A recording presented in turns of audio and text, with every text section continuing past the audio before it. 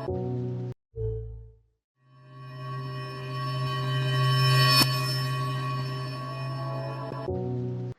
orí ẹ̀rọ ayélujára ló mì tìtì, bẹ́ẹ̀ ni ìròyìn náà ó ṣe ọ̀pọ̀ èèyàn ní kàyéfì ńlá nígbà tí gbajúmọ̀ agbábọ́ọ̀lù Super Eagles orílẹ̀-èdè yìí ní Káyọ̀dé Ọlánrewájú tó fẹ̀sùn kan gbajúmọ̀ pásítọ̀ ní tó forílẹ̀-èdè United Kingdom tó fi ṣe ibùgbé, ìyẹn pásítọ̀ Tóbi Adégbóyèga, pé ó bá ìyàwó òun amòfin Ezindora Káyọ̀dé láṣepọ̀ tó sì ní Dora tó ti ń wọ gbogbo ọ̀nà àti ọgbọ́n láti gba gbogbo dúkìá òun báyìí. Gẹ́gẹ́ bí Káyọ̀dé tó ń gbá bọ́ọ̀lù fún ẹgbẹ́ agbábọ́ọ̀lù Gençlerbirliği lórílẹ̀‐èdè Turkey bó ṣe ṣàlàyé, èyí tó ti gba gbogbo orí ẹ̀rọ ayélujára táwọn iléeṣẹ́ ìròyìn tó ti ń gbé kiri. Ó ló ti pẹ́ tí Dora ìyàwó òun tó ti ń bá pásítọ̀ Tóbi láṣepọ̀ tó sì ní àṣepọ̀ náà kárakára ni wọ́n ń bára wọn ní. Kódà ó lọ́pọ̀ ìgbà ní Dora inú máa kúrò nílé tó sì jẹ́ pé ọ̀dọ̀ pásítọ̀ Tóbi Adégbóyèga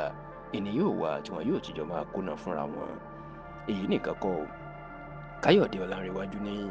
mọ́tò olówó ńlá Mercedes-Benz òun méjì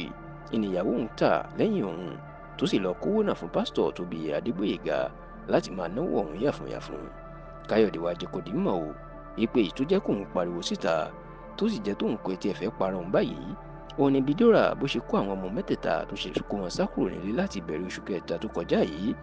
Bẹ́ẹ̀ ló tún láṣìírí tú sí òun lọ́wọ́ pé gbogbo ogún ìyẹn dúkìá tóun ṣiṣẹ́ kójọ láyé,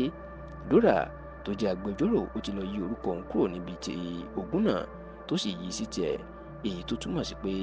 òun yóò jogún gbogbo dúkìá òun lójú ayé òun àti lẹ́yìn òun. Gbajúmọ̀ agbábọ́ọ̀lù Super Eagles ní nígbà tí ọ̀rọ̀ náà le tóun rí pọ́n ti fẹ́ máa fọwọ́ lágbà wọn lójú, òun fọ̀rọ̀ tó àwọn iléeṣẹ́ ọlọ́pàá Zone 2, ìyẹn iléeṣẹ́ tó ń ṣàkóso iléeṣẹ́ ọlọ́pàá ìpínlẹ̀ Èkó àti Ògùn papọ̀, ó lóun fọ̀rọ̀ tó wọn létí ṣùgbọ́n tó ní wọn kò gbé ìgbésẹ̀. Kódà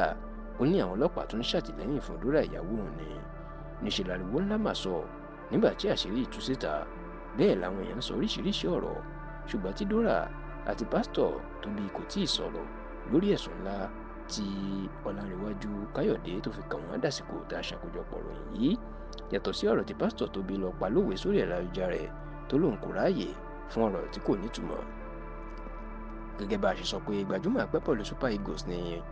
Káyọ̀dé Ọlánrewájú, fún àǹfààní àwọn tí kò mọ Káyọ̀dé Ọlánrewájú, ó kópa fún ẹgbẹ́ agbábọ́ọ̀lù ọ̀jẹ̀wẹ́wẹ́ Nàìjíríà tọ́jú orí wọn kò ju ọdún 17 lọ, ìyẹn Golden Eaglet, níbi ìdíje ife ẹ̀yẹ àgbáyé ọdún 2007. Àwọn sàwáwò tó sì jọ kópa ń bẹ̀ ní làwọn bíi Kenneth Omeru, Ongezi Onazi, Azeez Rahman àti bẹ́ẹ̀ bẹ́ẹ̀ lọ. Bẹ́ẹ̀ ló gbá bọ́ọ̀lù àkọ́kọ́ fún ẹgbẹ́ agbábọ́ọ̀lù Super Eagles lọ́jọ́ 23 oṣù kẹta ọdún 2017, èyàn the 23rd of March 2017 lásìkò tí wọ́n kojú orílẹ̀-èdè Senegal.